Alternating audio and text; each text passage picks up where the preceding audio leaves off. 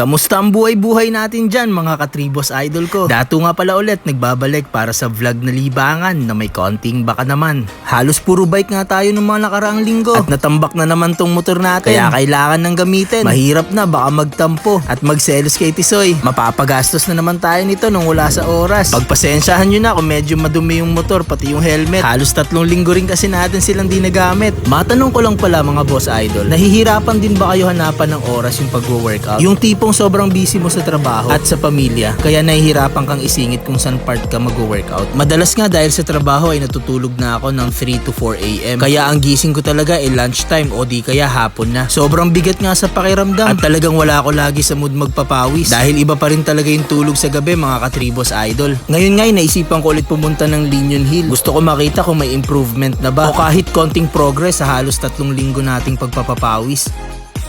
So yun, sinubukan ko nga takbuhin ulit tong Linion. So far, halos inabot tayo ng kalahati. Not bad na rin, may progress na rin.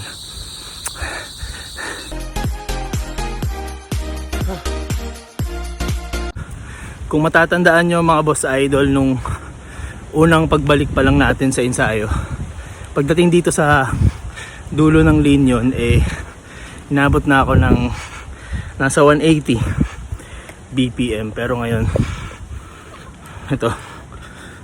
Nagulat nga ako dahil pagdating natin sa dulo ng Linion Hill, naglalaro lamang sa 140 hanggang 150 yung heart rate natin. Ibig sabihin nakadesign talaga yung katawan natin mag-adjust sa kung anong ginagawa natin. Napakaraming ang ongoing repairs at construction dito sa Linion Hill. Kaya sa tingin ko malapit na to ulit mag-operate. Tamang stretching at push-up nga lang ako dito tapos bumaba na ako. Tapos pag uwi ko nakita ko si Tisoy nakatitig sa akin. Kaya di ko natiis at nagbike pa rin ako papuntang Daraga Church. May maikling ahon nga rin dito kaya naisipan ko na lang mag-lap. 5 balik lang naman taas baba mga katribos idol. Ang lapit nga lang dito ng bahay ko kaya di na ako nag-helmet at nagsapatos. Kaya sana wag niyo ako masabihan ng Jempoy. Minsan talaga darating ka sa point na kukunin mo na lang yung bike mo tapos papadyak ka na lang paalis. Pagkatapos nga ng 5 laps ay naisipan ko magpahangin dito saglit. Talagang walang kupas ang ganda ng Daraga Church na nakatitig sa ating napakagandang Mayon Volcano. Kaya lang napapalibutan ng mga nagde-date kaya mapapasana all ka na lang. Bago nga matapos tong video ay nais ko lang batiin ng shoutout si Boss